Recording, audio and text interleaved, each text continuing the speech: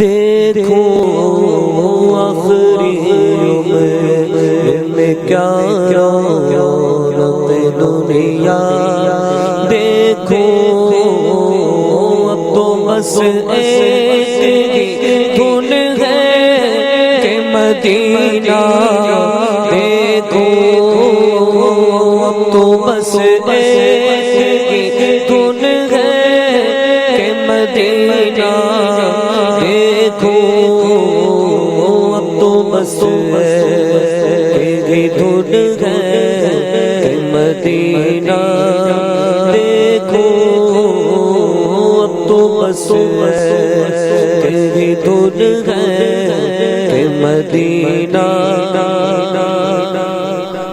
جسے مدینہ دیکھنا ہے وہ میرے ساتھ مل کے کہتے ہیں، اب تو بس ایک دھن ہے مدینہ، دیکھو۔